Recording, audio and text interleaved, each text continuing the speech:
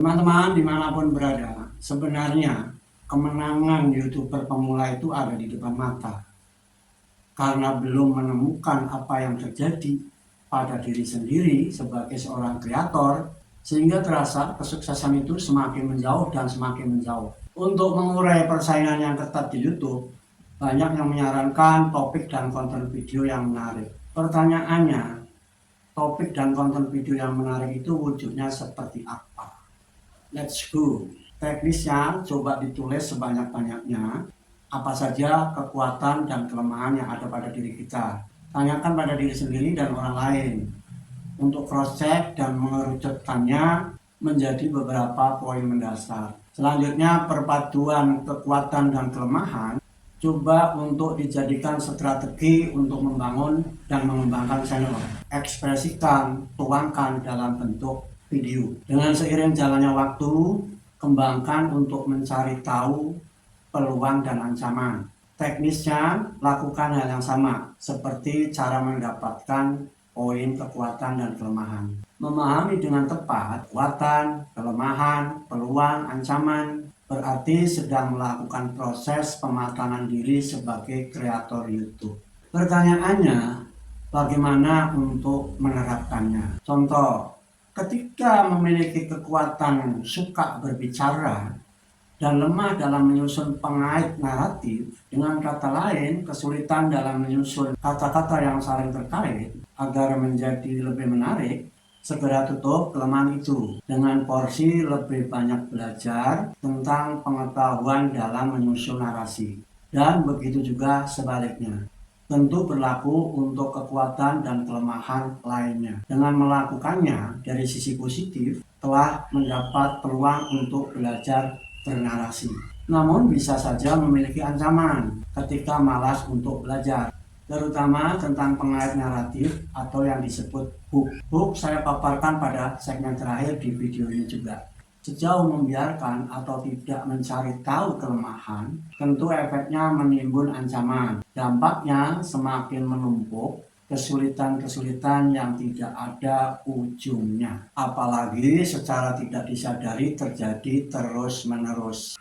Tentu dampaknya semakin jelas dan dapat dirasakan oleh kreator maupun audiens yang menonton. Sangat memahami bahwa telah menghabiskan banyak waktu, tenaga, biaya, konsentrasi yang tidak sedikit untuk meraih kemenangan yang ada di depan mata. Seperti yang dipahami, target utama mendapatkan banyak penayangan yang diharapkan berdampak bagus kepada rasio klik tayang dan rata-rata durasi tonton. Itu semua bisa saja terjadi ketika senantiasa menggunakan potensi kekuatan yang ada pada diri sendiri. Kekuatan orang lain bisa saja menjadi sarana dan media sementara. Sudah pasti ujungnya akan kembali lagi kepada diri sendiri. Teman-teman, keluarlah dari kotak untuk berpikir dan bertindak menjadi diri sendiri, agar tidak semakin tertinggal dalam berkompetisi, mengingat waktu terus bergulir. Penggemar lebih menyukai apa adanya, daripada membuang-buang waktu dan tenaga, konsentrasi, dan pikiran menjadi seperti orang lain. Jauh lebih baik menjadi diri sendiri. Let's do it. Lakukan itu teman-teman. Fokuslah pada kebiasaan penonton yang menonton dan menyukai videonya. Ini yang perlu dipahami oleh kreator YouTube. Siapa target penonton idealnya? Agar berkarya lebih leluasa, ekspresikan hobi seluas-luasnya. Tidak ada batasan ruang dan waktu untuk berkarya. Apakah itu hook? Hook pengait naratif, menjadi pemicu perhatian penonton. Teknisnya bermacam-macam. Intinya memancing agar penonton semakin penasaran dari waktu ke waktu ketika menonton video. Secara psikis memancing perasaan tegang, gembira, sedih, kecewa, kaget, marah. Intinya menciptakan penasaran kepada audiens yang menonton. Rasa keingintahuan dari penonton agar betah menonton video sampai akhir. Ketika hook diterapkan dengan tepat, penonton akan terus menikmati dan mengikuti alur cerita sebuah video. Penjelasan antar segmen ada irisan, saling terkait. Ketika hook disusun secara acak, awalnya bisa membuat penonton bingung. Dalam kondisi dan situasi ini, biasanya kreator akan merapikannya secara bertahap atau secara serentak pada segmen akhir. Sehingga endingnya penonton memahami alur ceritanya dan merasa puas. Tentu hook menjadi salah satu kebutuhan kreator itu.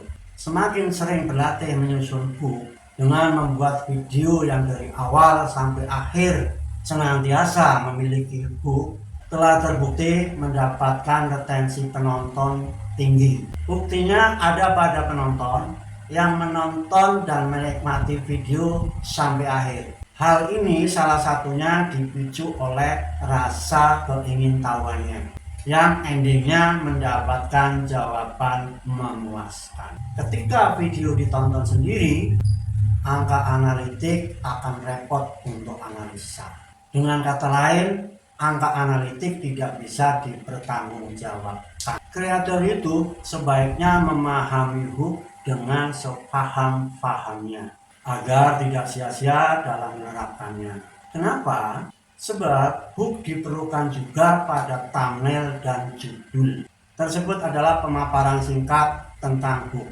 Bila ada permintaan detail tentang hook, akan disajikan pada video berikutnya. Bila sudah cukup, semoga ini memberi manfaat.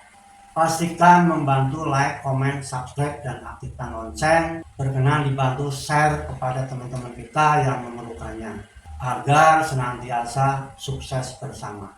Terima kasih telah menonton, semoga memberi manfaat. Sampai bertemu kembali pada video berikutnya.